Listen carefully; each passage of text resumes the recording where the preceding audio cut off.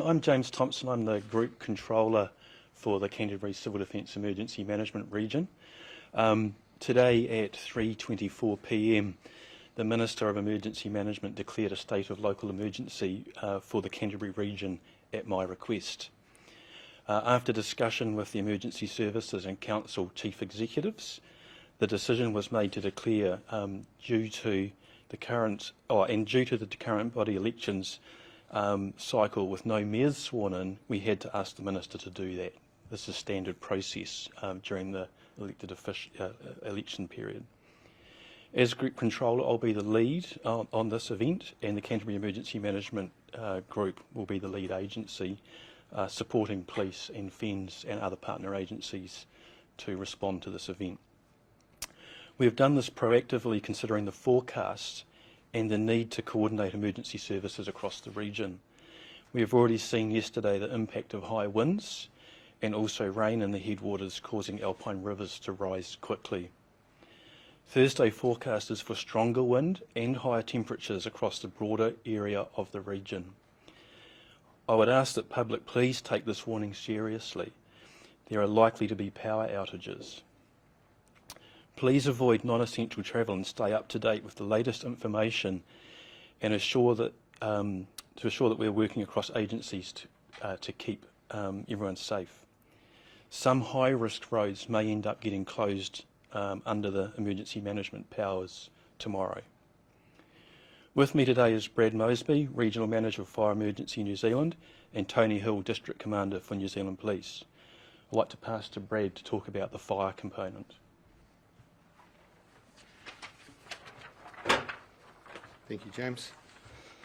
Kia ora koutou, warm afternoon to you all. Firstly, I would like to commend the proactive approach of the Minister and our Civil Defence colleagues in declaring a state of emergency as we jointly prepare for the incoming severe weather event that will impact our region. Fire and Emergency fully support this action due to the significant concerns we have about the risks of fire and other emergencies eventuating from the forecasted high winds, the heat and the low humidity, which are all contributing factors to wildfire events. Fire and Emergency have taken a proactive approach to reduce the risk of fire by imposing a prohibition on the lighting of any open fires or setting off fireworks in Marlborough, Canterbury and Mid-South Canterbury.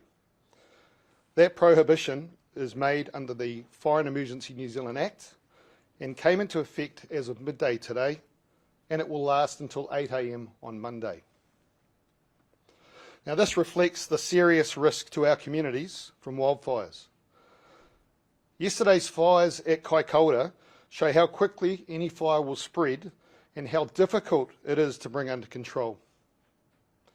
I want to acknowledge the hard work of our firefighters and our partner agencies who have worked tirelessly in and around Kaikōura over the past 24 hours and the way they have supported those communities. And I pass on my deepest sympathies to those who have lost their homes and other properties from yesterday's events. To be clear, with the winds in excess of 100 kilometres an hour, there is little chance that our firefighters will be able to control any developing wildfire. And the ability for us to use aircraft such as helicopters will be highly unlikely. For that reason, I am making a direct appeal to the public for your help and your support. I ask that you heed these warnings and you do not light any outdoor fires for any reason whatsoever. I also ask anyone who has lit an outdoor fire in the last 6 weeks to go back and double check that it is completely out. If you see any signs of heat or smoke from the burn pile, please act immediately and wet down the site thoroughly. If you need any further advice, please contact Fire and Emergency New Zealand.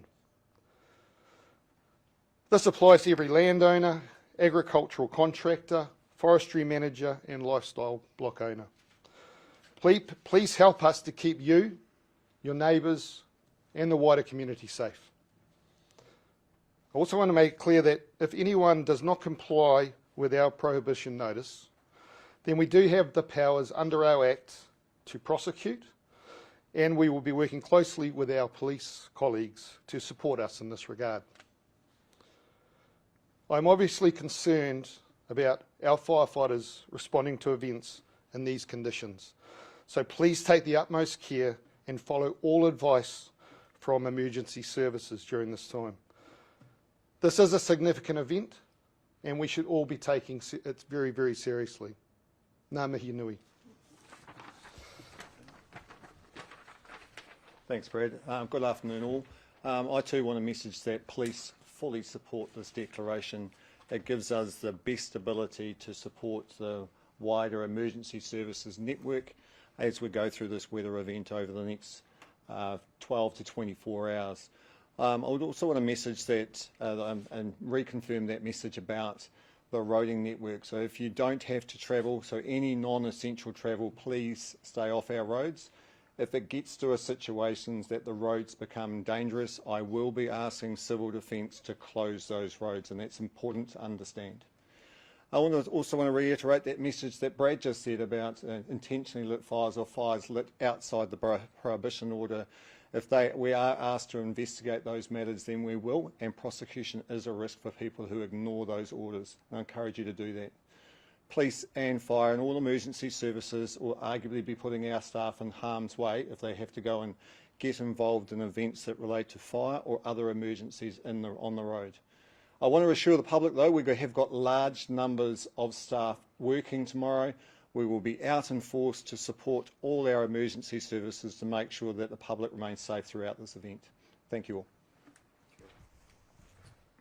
Thanks, Tony. Thanks, Brad. I just want to reiterate too, or make sure people know that if they have any concerns around the wind and if there's any life safety things, please do call 111 immediately. And if you want to sort of look up for further information, check websites like NZTA's, council websites, emergency service websites for further information. Happy to take any questions.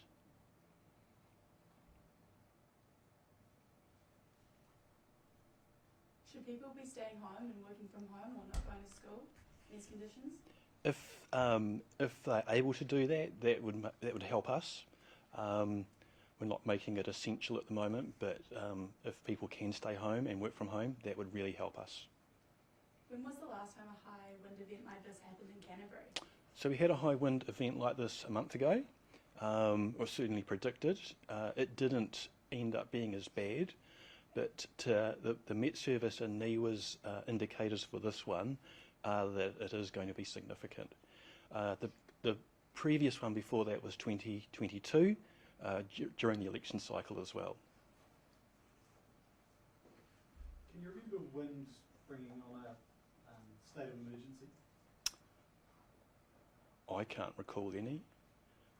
The winds back at about 75 northwest, I think they did, but that was under completely different legislation back then.